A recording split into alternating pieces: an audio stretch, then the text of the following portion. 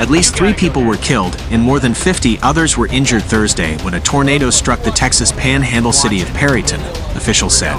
The tornado hit Perryton, which has a population of around 8,500, around 5:10 p.m., said Trent Hoffeditz, a meteorologist for the National Weather Service in Amarillo. Perryton Fire Chief Paul Dutcher said 3 people have been confirmed dead. A trailer park took a direct hit, he said. The tornado caused a lot of damage, especially to mobile homes and businesses, Ochiltree County Sheriff Terry Bouchard told NBC affiliate KAMR of Amarillo. Got it. RFD coming across here big time.